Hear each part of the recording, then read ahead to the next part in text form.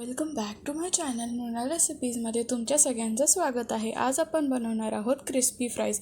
त्यासाठी सगळ्यात आधी इथे आपण घेतलेले आहेत 4 बॉईल पोटॅटो. त्याला स्मॅश करून घेतलेला आहे.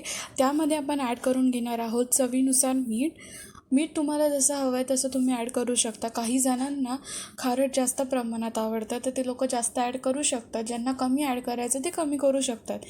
इथे मी 1 चमचा मीठ ॲड केलं होतं. त्याला पहिलं मिक्स करून घेतलेलं आहे. मी नंतरसुद्धा मिक्स करून घेऊ शकत होती, पण मी आधीच मिक्स केलं आहे कारण की आपलं मीठ जे आहे ते बटाट्याला लागलं पाहिजे त्यासाठी.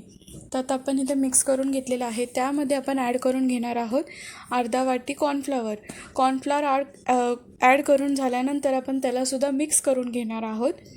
आणि मिक्स करून झाल्यानंतर आपण नेक्स्ट जे यूज करणार आहोत इन्ग्रेडियंट ते असणार आहे आपला मैदा पण आपण सेम क्वांटिटीमध्ये घेणार आहोत. जेव्हा पण तुम्ही ही रेसिपी बनवाल तर तुम्हाला सगळ्यात आधी पेशन्स असणं खूप गरजेचं आहे. कारण की जसं तुम्हाला जितकी इझी वाटते रेसिपी ती तितकी इझी नाही आहे. पोटॅटो जेव्हा आपण स्मॅश करून यूज करतो कुठल्याही रेसिपीमध्ये तो खूप चिकट असा बनतो.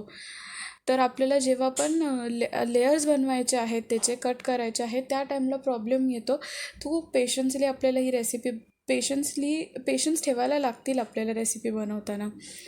सो इथे आपण मिक्स करून घेतलेलं आहे. आपलं जे मैदा आणि कॉर्नफ्लॉवर आपण जे ॲड केलेलं आहे त्याला प्रॉपरली मिक्स करून घेतलेलं आहे.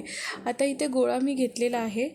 आपला जो बॉईल पोटॅटोचा गोळा आहे तो इथे घेतलेला आहे. खाली थोडंसं मी मैदा स्प्रिंकल केला आहे जेणेकरून ते खाली चिटकून बसणार नाही. आणि हातानेच मी त्याला बारीक एकदम पातळ लेअर त्याची लाटून घेणार आहे. आणि आपण त्याला चपातीच्या शेपमध्ये आपण त्याला गोल गोल लाटून घ्यायचं आहे पण हाताने.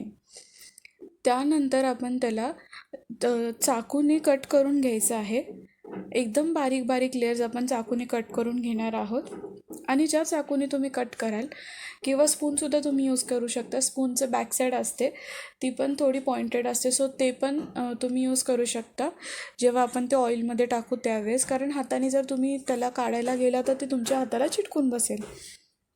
लास्ट रेसिपी मी माझ्या चॅनलवरती आलू प्याज पकोड्याची टाकली होती. जर कोणी बघितली नसेल तर जाऊन नक्की बघा. माझा इंस्टाग्राम आय डी या रेसिपीसाठी लागणारे सर्व इन्ग्रेडियंट्स मी खाली डिस्क्रिप्शन बॉक्समध्ये ॲड करेन. आलू प्याज पकोड्याची रेसिपीसुद्धा मी खाली डिस्क्रिप्शन बॉक्समध्ये ॲड करेन. तर इथे मी चाकू घेतलेला आणि त्यानेच मी ॲड करत होते आपले जे फ्राईज आहेत ते. तर अशा प्रकारे आपण त्याला तळून घेणार आहोत. जसं मी इथे केलेलं आहे तसं सेम.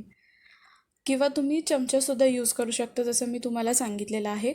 आणि लो टू मीडियम फ्लेमवरती गोल्डन ब्राऊन होईपर्यंत आपण त्याला मस्त फ्राय करून घेणार आहोत. आणि गोल्डन फ्राय झाल्यानंतर ते एकदम क्रिस्पी आणि आतून थोडेसे मऊ राहतील तर त्याची टेस्ट अजून चांगली लागते. तर तुम्हाला रेसिपी कशी वाटली ही मला कमेंट करून सांगा. नेक्स्ट रेसिपी कोणती बघायला आवडेल तीसुद्धा सांगा. तर इथे आपले जे फ्राईज आहेत ते रेडी झालेले आहेत, गोल्डन ब्राऊन झालेले आहेत. बनवायला जास्त टाईम जात नाही, खूप लवकर बनते, फक्त पेशन्स ठेवावे लागतात. तर कशी वाटली recipe and thank you so much for watching.